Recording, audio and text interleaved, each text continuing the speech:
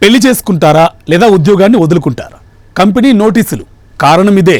పెళ్లి చేసుకుని లక్షణంగా కాపురం చేసుకుంటే ఉద్యోగం ఉంటుంది, లేదంటే ఉద్యోగంపై ఆశలు వదులుకోండి అంటూ చైనాలోని ఓ కంపెనీ తమ ఉద్యోగులకు హుకుం జారీ చేసింది.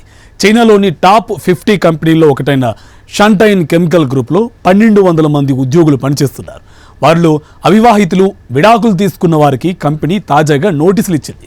పెళ్లి చేసుకుంటూనే ఉద్యోగం ఉంటుంది, లేదంటే ఉద్యోగం పోతుందని హెచ్చరించింది. తమ సంస్థల్లో వివాహితుల సంఖ్యను పెంచే ఉద్దేశంతోనే ఈ నిర్ణయం తీసుకున్నట్లు సౌత్ చైనా మార్నింగ్ పోస్ట్ తన కథనంలో పేర్కొంది. 28 నుంచి 58 ఏళ్ల మధ్య వయసుండి ఒంటరిగా ఉంటున్న ఉద్యోగులందరూ సెప్టెంబర్ వరకు కూడా వివాహం చేసుకోకుంటే ఉద్వాసన తప్పదని తేల్చి చెప్పింది. దీంతో వయసు ముదిరిపోయిన ఉద్యోగులు గొల్లుమంటున్నారు. ఈ వయసులో పిల్లనెక్కడ వెతకాలని తలలు పట్టుకుంటున్నారు. షాంటైన్ కంపెనీ ఆదేశాలపై విమర్శలు వెల్లువెత్తున్నాయి. కంపెనీ తన పని తాను చేసుకోకుండా ఉద్యోగుల వ్యక్తిగత జీవితాల్లోకి చొరబాటు తగదని హితవు పలుకుతున్నారు.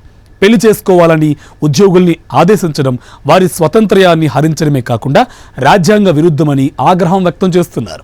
అన్ని వైపుల నుంచి విమర్శలు వెల్లువెత్తుతూ ఉండడంతో కంపెనీ తన ఆదేశాలను వెనక్కి తీసుకున్నట్టు తెలిపింది.